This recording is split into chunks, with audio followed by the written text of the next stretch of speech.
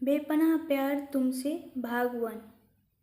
ये कहानी अनुष्का अनु की है। माँ रोटी बनाते बनाते अनुष्का को कहती है, बेटा क्या आज तुम्हें पैसे मिल जाएंगे? अनु धीरे से बोली, हाँ माँ शायद आज मिल जाएगी। उसकी माँ उदास होकर बोली, क्या करूँ बेटा, तुम्हारे दोनों भाइयों के स्कूल का फीस जमा करना है। वो कल ही मुझसे मांग रहे थे पर मैं तुमसे बोलना भूल गई थी। फिर तुम्हारे पापा की भी दवा खत्म हो गई है, वो भी लाना होगा। थोड़ी देर अनु की माँ उदास थी, फिर बोली, कभी कभी तो लगता है सारे कष्ट हमारे ही ज़िंदगी में आ गया है। तुम्हारे पापा का जब से पैर टूटा है सारा काम तुम्हें ही करना पड़ता है। कॉलेज की पढ़ाई, घर का खर्च, शाम में नौकरी। पता नहीं बेटा, लगता है मैंने तुम्हें बहुत कष्ट दे दिया है। घर की सारी जिम्मेदारी एक अकेले तुझ पर ही आ गई है।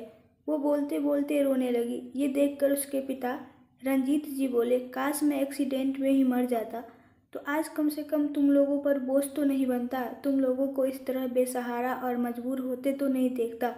मुझे मौत भी तो नहीं आ रही है, इतने दिनों से बेड पर पड़ा हूँ, फिर भी मैं नहीं मर रहा हूँ। अनु घबराकर उठी और आकर अपने पापा के पास खड़ी हो गई, जो कि आज लगभग 2 सालों से व्हील चेयर पर बैठे थे। वो बोली, पापा आप तो हमारी हिम्मत है, आप निराश क्यों हो रहे हैं? और मुझे कोई परेशानी नहीं है, मैं तो बहुत खुश हूँ। दिन भर अपने आप को बिजी रखती हूँ और फिर क्या परेशानी है? कुछ ही दिनों की बात है, बहुत जल्द आपके पैर ठीक हो जाएंगे और जब आपके पैर ठीक हो जाएंगे तो मैं थोड़ी ही कोई जॉब करूँगी, मैं आराम से खाट पर बैठकर खाना खाऊंगी। वो मुस्कुराते हुए बोली। तभी अनु के तीनों भाई बहन वहाँ आते हैं। अनु बोली, देखिए पापा, आज आपका सारा परिवार आपके साथ है। कुछ दिनों में पिंकी, अनु की छोटी बहन, की पढ़ाई खत्म हो जाएगी, फिर वो भी जॉब करने लगेगी। हम दोनों बहन मिलकर दोनों भाइयों आरव और गौरव को पढ़ा लिखा कर बहुत बड़ा आदमी बना देंगे। फिर हमारी ज़िंदगी भी बहुत अच्छी हो जाएगी, हमें किसी चीज़ की कोई कमी नहीं होगी। और मैं कोई अच्छी सी जॉब ढूंढ रही हूँ, 2-3 जगह मैं बात भी कर चुकी हूँ, कभी भी मुझे कॉल आ सकता है। और जब मैं अच्छी जॉब करने लगूंगी तो सब हालात सुधर जाएगा। वो पापा का हाथ अपने हाथों में रखते हुए बोली, पापा आपका हाथ और साथ हमेशा हमारे सर पर होगा। हमें ज़िंदगी में कभी कुछ नहीं चाहिए, हम अपने छोटे से परिवार में बहुत खुश है। उसके पापा ने मुंह घुमा लिया और रोने लगे। तभी अनु ने एक बहुत ही प्यारा सा गाना गाया, जिंदगी की यही रीत है, हार के बाद ही जीत है, थोड़े आंसू थोड़ी खुशी, आज गम है तो कल खुशी है। सब गाने लगे और हंसने लगे। फिर उसके पापा ने सबको गले से लगा लिए। थोड़ी देर बाद अनु बोली, चलो तुम लोग अपने अपने स्कूल जाओ और पिंकी तुम भी कॉलेज जाओ। वो सबको भेज दी, फिर आराम से कुछ काम करने लगी। अनु की माँ ने कहा, अनु तुझे कॉलेज नहीं जाना क्या? वो मुस्कुराते हुए बोली, जाना है ना माँ, पर 10 बजे, तब तक कुछ काम कर लेती हूँ। माँ बोली, दिन भर तो काम ही करती है, जा थोड़ी देर आराम कर ले। अनु, अरे माँ मैं आराम भी कर लूँगी और फिर कॉलेज में मुझे कौन सा ज़्यादा काम है, बस जाऊँगी, 1 घंटे का काम है, वापस आकर फिर आराम से सो जाऊँगी। अनु थोड़ी देर बाद जब कॉलेज गई, वो प्रिंसिपल सर के पास गई। उसने दरवाजे पर खड़े होकर कहा, मैं आई कम इन सर? प्रिंसिपल सर ने कहा, अनुष्का आओ बेटा अंदर आओ। अनु, नमस्ते सर। प्रिंसिपल सर, हाँ बेटा खूब खुश रहो, और बताओ घर पर सब कैसे है? तुम्हारे पापा की तबीयत ठीक है और तुम्हारे भाई बहन की पढ़ाई अच्छे से चल रही है? अनु, जी सर सब ठीक है। अनु इधर उधर देख रही थी। तभी प्रिंसिपल सर ने पूछा, कुछ बात करनी है? कुछ प्रॉब्लम है क्या? वो बोली, सर क्या आप अपनी जान पहचान में मेरी एक अच्छी सी जॉब लगवा सकते हैं? वो क्या है ना कि आपसे तो मेरे घर के हालात छुपी नहीं है, अभी मेरे परिवार को पैसे की सख्त ज़रूरत है। प्रिंसिपल सर अपने चेयर से उठे और उसके पास आकर बोले, अनुष्का मैंने तुम्हें कितनी बार कहा है बेटा, तुम मेरी बेटी जैसी हो, मुझसे पैसे ले लो, जब तुम्हारे पास आएंगे तो मुझे लौटा देना। अनु, नहीं सर, मुझे लगेगा आप मुझ पर एहसान कर रहे हैं। प्रिंसिपल सर, तुम कैसी बातें करती हो, कहीं बाप भी बेटी पर एहसान करता है? अनु, नहीं सर, आप मेरे लिए एक अच्छी सी जॉब ढूंढ दीजिए। प्रिंसिपल सर, अच्छा ठीक है, मैं कुछ करता हूँ। वो उसके सिर पर हाथ रखते हुए बोले, मैं जल्दी ही तुम्हारे लिए अच्छी सी जॉब ढूंढ रहा हूँ, कल कॉलेज तो आओगी ना? अनुष्का बोली, जी सर, अभी 4-5 दिनों का प्रोजेक्ट बाकी है, मैं वो पूरा कर लेती हूँ। ठीक है बेटा, तुम जाओ और ज़्यादा टेंशन नहीं लिया करो, सब ठीक हो जाएगा। ठीक है सर, मैं जाती हूँ। जाओ खुश रहो। उसके जाते ही वो चेयर पर बैठकर सोचने लगे, भगवान इस प्यारी सी बच्ची को इतना कष्ट क्यों दिए जा रहे हो। इसे भी औरों की तरह खुश रहने का अधिकार दो। इतनी कम उम्र में कितनी जिम्मेदारियों को उठा ली है। इसकी मदद करो भगवान, मुझसे ये मदद लेती ही नहीं है। मैं क्या करूं। अनुष्का अपने घर चली गई। वो आराम करने लगी। बेड पर लेटे लेटे पंखे को गोल गोल घूमते हुए देख रही थी और वो सोच रही थी कि तकदीर बनाने वाले तूने कमी नहीं की। किसको क्या मिला ये मुकद्दर की बात है। क्या कभी हमारे जीवन में भी खुशियाँ आएंगी। क्या मैं अपने परिवार की सही से देखभाल कर पाऊंगी। क्या मेरे पापा ठीक हो जाएंगे। मैं अपने भाई बहनों को समय भी नहीं दे पाती हूँ। समझ में नहीं आ रहा है मैं क्या करूँ, कैसे सारे काम को संभालूं। मैं अपनी जिम्मेदारियां निभा भी पाऊंगी या नहीं। सोचते सोचते वो अपनी आंखें बंद कर ली। तभी माँ ने कहा, अनु उठ बेटा, 6 बजने वाले हैं, तुझे तैयार भी तो होना है। माँ थोड़ी देर और सोने दो बेटा, देर हो जाएगी, चल उठ। फिर थोड़ी देर बाद वो तैयार होकर अपने काम पर चल दी। अनु एक होटल में रिसेप्शनिस्ट का काम करती थी। होटल में होने वाले सारे प्रोग्राम को वो मैनेज करती थी। उसकी ड्यूटी शाम 6 बजे से सुबह 6 बजे तक की थी। होटल का मालिक विकास उसे अपनी बहन के समान मानता था। हालांकि उस होटल में काम करने वाली सारी लड़कियों को वो अपनी बहन ही मानता था। किसी की बुरी नज़र उन पर ना पड़े, वो इस बात का पूरा ध्यान रखता था। सबकी मजबूरियों को समझता था। वहाँ की लड़कियाँ और सारे स्टाफ मेंबर भी विकास से बहुत प्यार करते थे, उसे बहुत मान सम्मान देते थे। जब अनुष्का होटल पहुंची तो विकास भाई, होटल का मैनेजर, को अचानक किसी काम से उस दिन शहर से बाहर जाना पड़ा, तो उन्होंने होटल के सारे गेस्टों की जिम्मेदारी अनु को दे दी थी। अनु अपना काम संभालना अच्छे से जानती थी। वो अपनी जिम्मेदारियों को समझती थी और वो बहुत ईमानदारी से अपने हर काम को करती भी थी। तभी वहाँ एक वेटर ने आकर कहा, अनुष्का मैम, शहर के जाने माने बहुत बड़े बिजनेसमैन की आज इस होटल में मीटिंग है। सर ने उनका खास ख्याल रखने के लिए कहा है। अनुष्का उसकी तरफ देखकर बोली, ठीक है, तो क्या वो लोग आ गए। वो बोला, हाँ मैम, वो लोग आ गए हैं। ठीक है, तुम चलो, मैं आकर उन लोगों से एक बार मिल लेती हूँ। अनुष्का अपने साथ रमेश, उसका हेल्पर, को भी लेकर वो गेस्ट रूम में गई और सभी को गुड इवनिंग बोली। सामने चेयर पर मिस्टर ऋषभ राठौर, जो बहुत बड़े जाने माने बिजनेसमैन थे, जिन्होंने आज इस होटल में मीटिंग रखी थी। काफ़ी हैंडसम पर्सनालिटी थी उनकी। लाइट ब्लू कलर का सूट पहने, आंखों पर गॉगल्स लगाए बैठे हुए थे। तभी अनु गेस्ट रूम में गई और सभी को गुड इवनिंग बोली। वो ऋषभ को देखकर बोली, हेलो सर, मैं यहाँ की केयर टेकर हूँ और मेरा नाम अनुष्का है। आई होप आप लोगों को कोई प्रॉब्लम नहीं हो रही होगी। अगर आप लोगों को कुछ प्रॉब्लम हो तो प्लीज़ हमें बताइएगा। आपकी मीटिंग यहाँ हमारे होटल में पहली बार हो रही है और मैं चाहती हूँ कि आप लोगों की मीटिंग यहाँ हमेशा हो। हमारे सारे स्टाफ मेंबर्स बहुत ही हार्ड वर्किंग हैं। आप लोगों को किसी चीज़ की कोई शिकायत नहीं होगी। Thank you sir. ऋषभ को अनुष्का के बोलने का अंदाज बहुत ही अच्छा लगा। जब उसने अपना ब्लैक गॉगल्स निकाला और उसकी तरफ देखा तो उसे देखता ही रह गया। काले रंग की साड़ी, उसमें गोल्डन कलर की बेल्ट, खुले बाल, होठों पर हल्की गुलाबी लिपस्टिक, एक हाथ में बैंगल्स तो दूसरे हाथ में घड़ी। वो उसे देखकर कुछ बोल ही नहीं पाया, बस उसे देखता ही रह गया। वहीं बैठे किसी गेस्ट ने पूछा, यहाँ बार है या नहीं। रमेश, जो कि अनुष्का के साथ आया था, वो मुस्कुराते हुए बोला, हाँ सर है ना, नीचे बार भी है और वहाँ रंगारंग कार्यक्रम भी होता है, आप समझ गए ना। सब हंसने लगे। अनुष्का गुस्से में रमेश से बोली, ये क्या बोल रहे हो, तुम चुपचाप खड़े रहो, तुम्हें सिर्फ मेरा साथ देने के लिए कहा है, कुछ बोलने के लिए नहीं।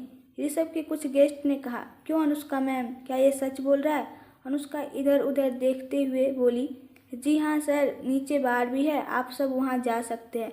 तो एक गेस्ट ने व्यंग्यात्मक तरीके से हंसते हुए बोला, आप समझी नहीं, मेरा मतलब रंगारंग कार्यक्रम से है। वो गुस्से में अपनी मुट्ठी को दबाते हुए बोली, हाँ वहाँ डांस चलता है पर स्टेज पर किसी भी आदमी को जाने की परमिशन नहीं है। Okay sir, thank you, have a nice day. वो बोलकर चुपचाप वहाँ से चली गई। थोड़ी देर बाद मीटिंग शुरू हो गई। मीटिंग खत्म होने के बाद सब बार में नीचे चले गए। ऋषभ अनुष्का को होटल के चारों तरफ खोज रहा था पर वो उसे कहीं दिखाई नहीं दे रही थी। उसकी एक झलक पर ही वो उस पर कायल हो गया था। एक अपनापन उसके चेहरे से झलका, एक अजीब सी कसक थी उसके चेहरे पर और वो उसी के ख्यालों में खो गया। फिर वो इधर उधर कहीं दिखाई नहीं दी तो ऋषभ अपने कमरे में जाकर लैपटॉप पर कुछ काम करने लगा। बार में सब डांस का मजा ले रहे थे कि अचानक एक आदमी स्टेज पर पहुंच गया। उसने डांस करती हुई एक लड़की रूबीना का हाथ पकड़कर उसके साथ अभद्रतापूर्ण डांस करना शुरू कर दिया। सभी वेटर उसे मना करने लगे पर वो नहीं मान रहा था। वो ज़बरदस्ती उसके साथ डांस करने लगा। वो लड़की अपने आप को बार बार उससे दूर कर रही थी पर वो नहीं माना। वो बार बार यही बोले जा रहा था, आई वॉन्ट दिस गर्ल। जब ये खबर अनुष्का को मालूम चली तो वो दौड़कर स्टेज पर गई और उसे मना की, पर वो आदमी नहीं माना और उस लड़की का हाथ पकड़कर खींचते हुए अपने साथ कमरे में ले जाने लगा। तब अनुष्का के बर्दाश्त की सीमा टूट गई और उसने खींच के उसे एक चाटा मारा और कहा, निकलो यहाँ से, ऐसे बदतमीज आदमी को धक्के मार के इस होटल से बाहर करो। वो गुस्से से बोले जा रही थी और सब लड़कियों को अपने साथ दूसरे कमरे में लेकर वहाँ से चली गई। वो आदमी बार बार ऋषभ सर पुकार रहा था। थोड़ी देर बाद जब ये बात ऋषभ को मालूम चला तो वो अपने कमरे से बाहर आया और उसने उस होटल के मैनेजर को बुलाया। रमेश ने जाकर अनुष्का से कहा, वो ऋषभ सर यहाँ के मैनेजर से मिलना चाहते हैं। अनु बोली, ठीक है, मैं बात करती हूँ। वो ऋषभ के पास जाकर बोली, what can I do for you sir. Rishabh गुस्से से अपने आपे से बाहर हो रहा था। वो बोला, तुमने सुना नहीं, मैनेजर कहाँ है? मैंने मैनेजर से बात करने को बुलाया है। अनुष्का बोली, मैनेजर इस शहर में नहीं है, वो शहर से बाहर गए हुए हैं और यहाँ की सारी रिस्पॉन्सिबिलिटीज़ आज मेरी ही है। आपको क्या बात करनी है? जो भी कंप्लेन है आप मुझसे कर सकते हैं। ऋषभ उसकी तरफ गुस्से से देखते हुए बोला, तुम जानती हो मैं कौन हूँ? मैं चाहूँ तो आज ही तुम्हारी ये होटल खरीद लूँ। तुम्हारी हिम्मत कैसी हुई मेरे गेस्ट पर हाथ उठाने की? 2 कौड़ी की तुम्हारी इज्जत है, तुम लोग शरीफों पर हाथ उठाने लगे। अनु सर, बिहेव योरसेल्फ, आप हद से बाहर जा रहे हैं। गुस्से से अनुष्का बोली, यहाँ वो लड़कियाँ अपना कला दिखाती अपने आप को बेचती नहीं हैं और ये आपकी गलतफहमी है। भले आप रईस होंगे, इस शहर के जाने माने बिजनेसमैन होंगे, इससे मुझे कोई फ़र्क नहीं पड़ता है। जब मेरी रिस्पॉन्सिबिलिटीज़ है यहाँ सब कुछ संभालना तो मैं संभाल लूँगी और अगर किसी ने इस तरह से बदतमीजी की तो एक क्या मैं 10 चाटा खींच कर मारूंगी। ऋषभ बोला, मेरे क्लाइंट को वो लड़की चाहिए, तुम बताओ तुम्हें कितना पैसा चाहिए? वो उसकी तरफ चेकबुक फेंकते हुए बोला, ये ब्लैंक चेक है, इसमें तुम उस लड़की की एक रात की कीमत लिखो। ये तो तुम लोगों का रोज़ का धंधा है, पर आज बड़ा आदमी देखकर ड्रामा कर रही हो। अनु ने गुस्से से चेक को फाड़ डाला और मिस्टर ऋषभ को भी एक चाटा मारा और कहा, आप बहुत बड़े बिजनेसमैन होंगे सर, पर आप किसी लड़की को खरीदने की कोशिश मत करिएगा। आज के बाद आप मुझे हमेशा याद रखिएगा कि एक 2 कौड़ी की लड़की ने आप पर हाथ उठाया था। वो बोलकर वहाँ से चली गई। ऋषभ थोड़ी देर तक उसे देखता रहा, फिर वो भी वहाँ से चला गया। सुबह अनुष्का अपने घर पहुंची। वो घर जाकर चुपचाप लेट गई। माँ ने उसे देखा तो पूछा, क्या हुआ, कुछ हुआ है क्या? तू इतना उदास क्यों है? चाय बना दूँ क्या? वो बोली, नहीं, विकास भैया नहीं थे कल रात, इसलिए थोड़ा ज़्यादा काम बढ़ गया था। मैं 2 घंटे सो जाती हूँ। माँ, मेरे बैग में पैसे हैं, आप निकाल लेना। उसने होटल वाली सारी बात माँ को बताना उचित नहीं समझा। खामखा माँ परेशान हो जाती, फिर उन्हें मेरी चिंता होने लगती। जब 10 बजा तो माँ ने उसे उठाया, आज कॉलेज नहीं जाना है क्या? चल उठ। वो घबराकर उठी और बोली, हाँ माँ, जाना है, मैं जल्दी से तैयार हो जाती हूँ। वो जल्दी से तैयार होकर कॉलेज के लिए निकली। जब वो कॉलेज पहुंची तो अपनी दोस्त रचना से बात करने लगी। बातों बातों में उसने देखा प्रिंसिपल ऑफिस के बाहर बहुत भीड़ लगा है। कुछ लड़कियां खिड़की से झांक रही है तो कोई दरवाजे से। वो आश्चर्य से पूछी, आज क्या हुआ इन लड़कियों को? उसकी दोस्त ने हंसते हुए जवाब दी, फिर कोई हैंडसम सा लड़का कॉलेज आया होगा, इसलिए ये सभी लड़कियां पागल हो रही है। प्रिंसिपल रूम में ऋषभ राठौर आए थे क्योंकि वो इस कॉलेज के डोनर है। पहले उनके पिता ये काम करते थे और अब वो खुद करते हैं। प्रिंसिपल सर ने ऋषभ को धन्यवाद दिया और बहुत ही आभार व्यक्त किया। कहा, आज तुम्हारे कारण ही बच्चे यहाँ स्कॉलरशिप से पढ़ रहे हैं। वो कुछ और भी कहना चाह रहे थे पर कह नहीं पा रहे थे। ऋषभ ने उन्हें देखा और कहा, सर, आपको और किसी तरह की कोई मदद चाहिए तो प्लीज़ मुझे बताइएगा, मैं आपकी हर तरह की मदद करने के लिए तैयार हूँ। संकोचवश प्रिंसिपल सर ने ऋषभ से आग्रह किया कि बेटे, तुम्हारी नज़र में अगर कोई अच्छी जॉब हो तो प्लीज़ मेरे स्टूडेंट को दिला दो। वो स्कॉलरशिप से यहीं पर 5 साल से पढ़ रही है। उसके घर की आर्थिक स्थिति अच्छी नहीं है, वो मुझसे पैसे नहीं लेती है। अगर तुम उसको कोई अच्छी जॉब दिला देते तो मुझ पर बहुत बड़ा एहसान होता। ऋषभ ने कहा, सर आप बोले और सोचिए आपका काम हो गया। मेरी ही ऑफिस में मैं उसे काम दिला देता हूँ। सर बहुत ही आभार भाव से बोले, बेटा मैं अभी उससे तुम्हें मिलवाता हूँ। उन्होंने प्यून को आवाज़ दिया और कहा, जरा अनुष्का को मेरे ऑफिस में भेजो। प्यून, जी सर मैं अभी बुलाता हूँ, और चला गया। ऋषभ अनुष्का का नाम सुनते ही बोला, क्या नाम लिया सर आपने? सर बोले, अनुष्का। मैं अभी तुम्हें उसकी सारी बायोडाटा दिखाता हूँ। वो 5 साल से स्कॉलरशिप से यहाँ पढ़ रही है। जब ऋषभ ने अनुष्का का फ़ोटो देखा तो वो समझ गया ये वही होटल वाली लड़की है। उसने सर से कहा, आप चाहे तो आज ही इसे मेरे ऑफिस भेज दे। आज से ही इसकी जॉब पक्की हो गई। ठीक है सर, तो मैं चलता हूँ। वो जाने लगा तभी प्रिंसिपल सर ने कहा, अरे रुको बेटा, तुम एक बार उससे मिलकर तसल्ली तो कर लो कि वो तुम्हारे ऑफिस के लायक है भी या नहीं। ऋषभ पीछे मुड़कर अपने कोट के बटन को बंद करते हुए बोला, सर वो आपकी स्टूडेंट है, मेरे लिए यही काफ़ी है। ठीक है बेटा, तुम सदा खुश रहो, खूब तरक्की करो। वो चला गया। अनुष्का जब प्रिंसिपल ऑफिस पहुंची तो सर बहुत खुश हुए। उन्होंने कहा, तुम्हारी जॉब पक्की हो गई इस कॉलेज के डोनर के ऑफिस में। वो लोग बहुत अच्छे आदमी हैं, तुम्हें आज ही ज्वाइन करना है। अब जल्दी जाओ और जाकर अपनी नई जॉब ज्वाइन कर लो। अनुष्का की खुशी का ठिकाना ही नहीं रह गया। वो इतना खुश थी कि उसकी नौकरी पक्की हो गई। अनुष्का ने सर के पैर छुए और उनसे आशीर्वाद लेकर और ऑफिस का एड्रेस लेकर वहाँ से चली गई। जब वो ऑफिस पहुँची तो अवाक हो गई। वो सोची, इतनी बड़ी ऑफिस में मुझे काम मिला है, यहाँ तो काम करने से मेरी सारी प्रॉब्लम ही दूर हो जाएगी। वो अंदर गई, वो रिसेप्शन पर पहुँची और बोली, मुझे यहाँ जॉब के लिए बुलाया गया है। वहाँ बैठी एक रिसेप्शनिस्ट ने कहा, आप अपना नाम बताइए मैम। जी अनुष्का। वो बोली, okay let me check ma'am. Oh yes ma'am, आप अपना अपॉइंटमेंट लेटर वहाँ से ले लीजिए, उसे भरकर मेरे पास जमा कर दीजिए। तभी एक स्टाफ वहाँ आया और बोला, हेलो मैम, आपको ये पेपर साइन करना होगा और इसमें लिखा है कि आप 5 साल तक इस ऑफिस में काम करेंगी। आपका काम सुबह 10 बजे से शाम के 5 बजे तक रहेगा। कभी काम ज़्यादा भी बढ़ सकता है और कभी कम भी हो सकता है। वो बोली, जी ठीक है, मुझे मंजूर है। ये काम मेरे लिए मेरे सर ने ढूंढा है और वो मेरे लिए हमेशा सही फैसला ही लेते हैं। मैं ये फॉर्म साइन कर देती हूँ। उसने साइन कर दिया। उस स्टाफ ने एक तरफ इशारा करते हुए कहा, मैम ये आपका पर्सनल कैबिन है और आज से आप सर की पर्सनल सेक्रेटरी है। वो आश्चर्य से पीछे मुड़कर बोली, पर मैं तो आपके सर से मिली भी नहीं हूँ। वो बोला, आप बहुत जल्दी सर से मिलेंगी।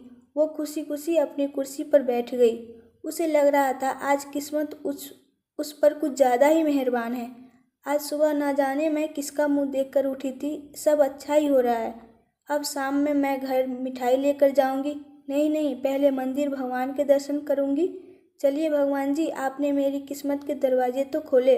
वो खुशी से आंखें बंद करके भगवान को थैंक्स बोलने लगी।